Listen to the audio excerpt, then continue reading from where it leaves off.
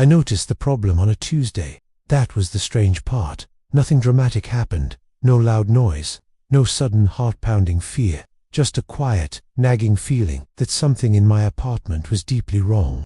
I live alone in a small one-bedroom unit. I've lived here for almost 2 years now. I know every corner, every light switch, every creak the floorboards make at night. I know the hum of the refrigerator and the way the wind whistles through the old window frames. So when I stood in the hallway and felt, with an unshakable certainty, that it was longer than it should be, I stopped walking. I just stood there, staring at the far wall.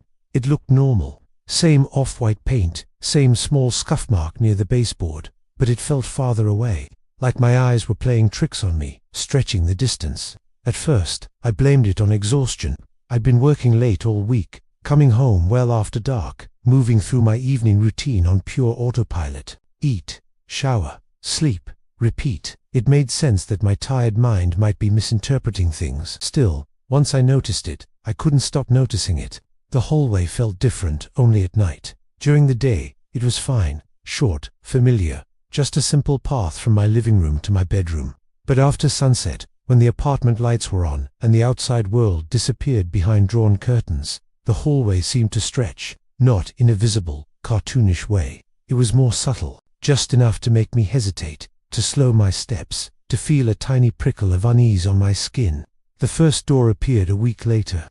It was at the very end of the hallway, exactly where the solid wall should have been. It was a plain white door. At first glance, it had no handle, no hinges, no frame that stood out from the wall. It was just a door, a flat, white rectangle that looked as if it had always been there. I stood in front of it for what felt like an eternity, my mind racing, trying to remember if I had ever seen it before. I hadn't. Of course I hadn't. My memory isn't that bad.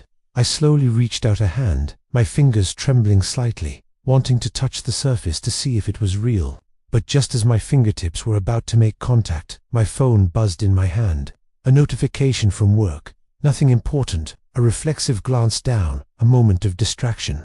By the time I looked back up, the door was gone. In its place was just the wall. Smooth, unbroken, blank. I told no one. How could I?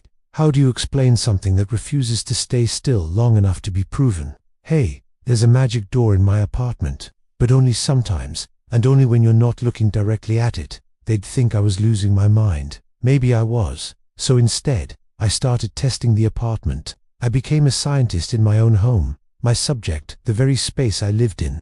I counted my steps from the bedroom to the kitchen, 23 steps during the day, consistently, but at night, it was 27, sometimes 28. I started leaving objects in the hallway before I went to bed, a book, a shoe, once, even a small chair. In the morning, they were always closer to my bedroom door, never by much, just an inch or two.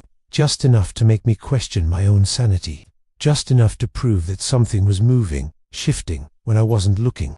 The second time I saw the door, it had a handle, a simple, brushed nickel knob.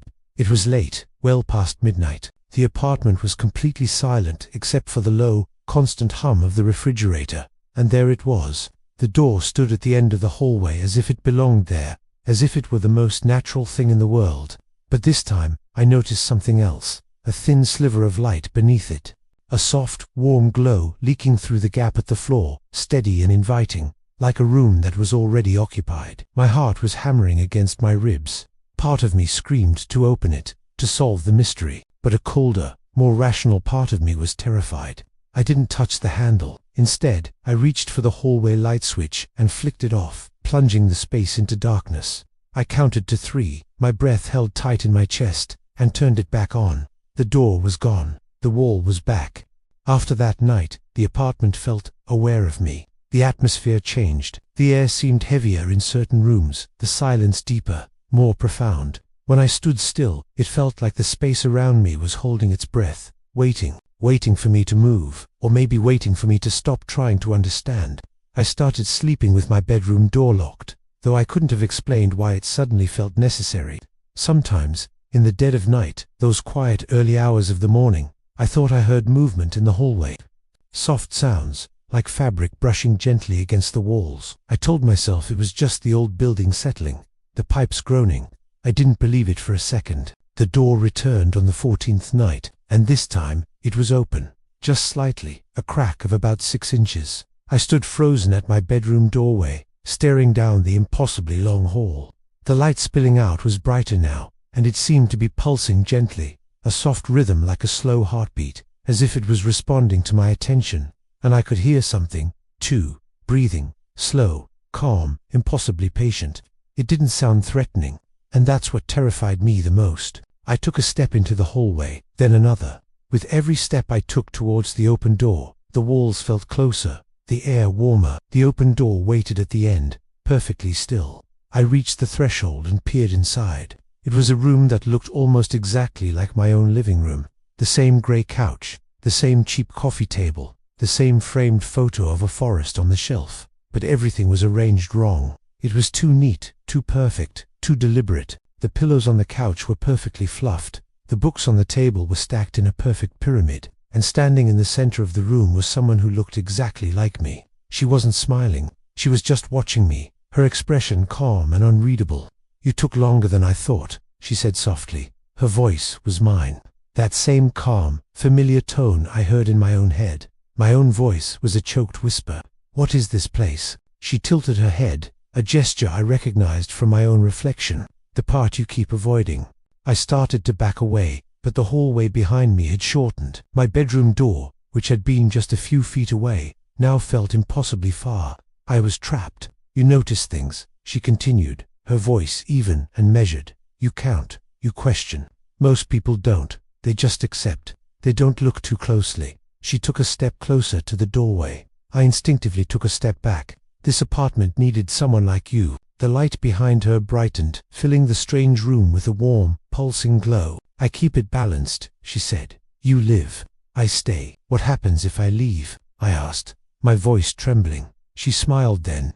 It was a small, knowing smile that didn't reach her eyes. "The room stops hiding. I don't remember going to sleep. I don't remember leaving that doorway or how I got back to my bed.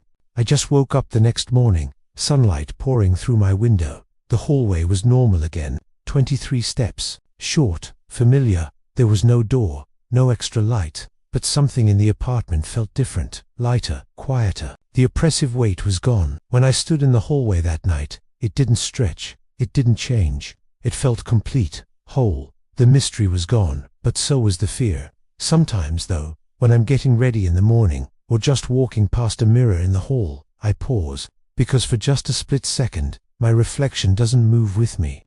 It just stands there, watching, making sure I stay where I belong. Thanks for listening to my story.